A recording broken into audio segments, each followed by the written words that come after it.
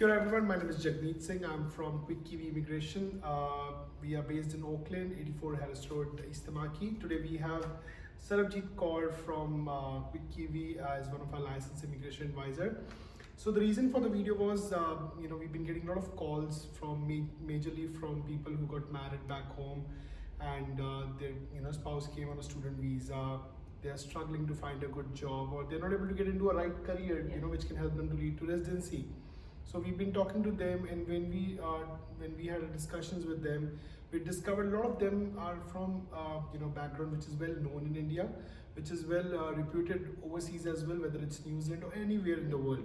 So a lot of people have worked as an electrician back home, or they have qualifications which have helped them to get an electrician job back home, or maybe help electricians here as well, or work in the same trade. So we were like, okay, we need to cover this topic. We need to address, who you are, why you guys are important for the country, and what do you hold with immigration, and how easy or difficult things are for you. What you need to do to make sure you have a right path and which can secure for a good residency pathway, I would be honest to say. So yeah, Sarab, so what's your thought about this thing? Yes, thank you, Jagmeet. As you said, it's a lot of spouse. Actually, it's not the principal applicant, and you know what? When a lot of spouses have this confusion that they can't be the principal applicant, so that's a good thing. So if you are from the background of a kind of electrician thing, if you have completed a kind of a qualification, there is a pathway through the EWRB, that's the Electrical Registration Board. So you can actually register yourself get into this industry, because one thing we have to be in mind, it's not that you have worked as an electrician back in your home country and you can straight away start. It's not like that. Right. You actually, like it's nurses and teachers, you actually have to go through that registration process. Right. Yeah, so okay. it's basically, if you have worked as an electrician or you have a qualification, so you still have to come, you have to go to the EWRB process, and that's how the process goes. Right. So for example, maybe, I've studied in India, my background is I'm an electrician back home. Yeah. But now I'm, married to somebody and I'm working as a truck driver here. Yeah. So do you reckon working as a truck driver is more beneficial for me, or getting into a job as an electrician is more better for me? Okay, so it also depends what your goals are. Yeah. If the work visa is your goal, of course a truck visa can help you. But if your goal is for the residence, then as you know, even if we talk about SMC, if you hold an occupational registration, your application will be prioritized. Right. There are applications which are pending for 2 years, but someone who is holding a registration, even if a teacher or electrician, it being assessed maybe in less than 3 months. Right. So currently we all know that EOI it's not selecting. So if we don't want to go into the EOI process, or we don't want to do the sometimes the spouses they have a fear of doing the IELTS test. So the good part of this category is you don't have to do the principal applicant don't have to do the IELTS. So you can if you're registered and you have the job offer, then you can do your work to residence visa. So that's another pathway of doing the residence visa. Right. In this category, you will be granted with 30 months of visa. Right. Then you have to stay on that visa for 24 months. Right. And have to stay on the visa, it doesn't mean that you have to stay with the same employer. Right. You can change your employer provided you're doing the same occupation. So that's another way we can do the residency process. So if I come back to the trucking thing or the electrician, if I talk about the residency pathway, then definitely I'll suggest electrician. Okay, perfect. So you said you don't have to do IELTS or PT for this. Yeah. What about the minimum wage or something? Initially, when you do your work visa, there is no as such pay requirement. Okay. But when after holding the visa for 24 months and you're doing your residence application in the last 6 months period, there is a limit at the moment of 45K.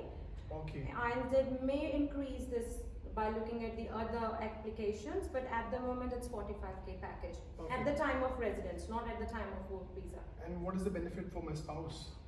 Your spouse will be holding, then initially if you are holding an open work visa based on your relationship with them, then it will be vice versa. They will be holding a work visa based on your relationship with you, so they will be open conditions, so they can work anywhere. So what do I have to do to make sure I am eligible for this thing?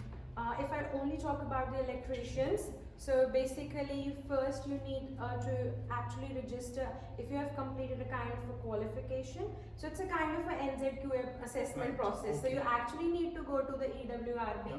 On their website you can find a kind of a registration. I was actually going through. There is a tab for registering with overseas qualification. Correct. So you click on that, you will find the forms and everything. Complete your form. Yeah.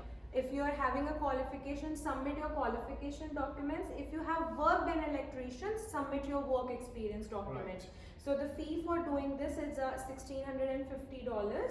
So it's a kind of a fee, but of course there is a benefit for that. So EWRB will be doing your assessment and they will get back to you whether if they require any additional documents or something. If it's approved, then initially they'll give you a limited certificate, Right. which will allow you to work under the supervision of a full license, like a full Okay. electrician. Right. Yeah. Okay. Right. That's great. So, if somebody has done a diploma back home, 2 years diploma, are Yeah. they also eligible to apply this? It will depend upon the assessment from the EWRB. For an example, I'll give you, if someone is doing electrician for like 5 to 10 years, Yeah. then if you're doing your assessment, the electrician board can come back and say, okay, so we have accepted your work experience, but you still have to do the 2000 hours plus this stage 1, stage 2 and stage 3 Right, exam, right. and then you will be full licensed Right. electrician. If someone has did only maybe 1 year, 2 years, they can come back, okay, we have accepted, but you have to do maybe more hours, Yeah. maybe kind of this. So it will depend what you have, and the EWRB will be doing the assessment accordingly. Right. And is there any age limit?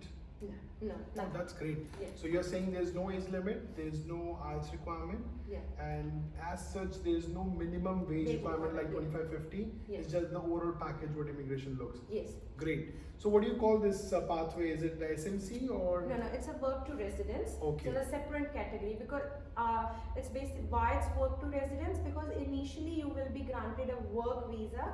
Then a work visa is a pathway to a resident. That's why this category is called as work to residence. Okay. And how long does it take with assessments and all those things?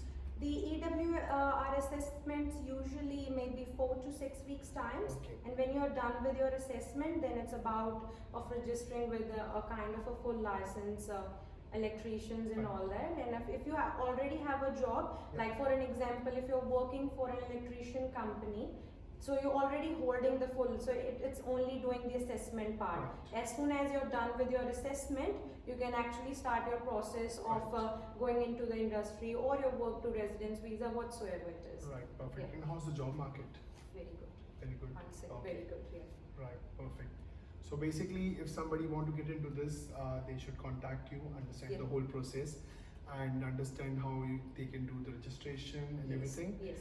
and then accordingly you can guide them with Yes. the pathway. Definitely. Definitely. Perfect. Is there anything else you want to add with this, this occupation as an electrician?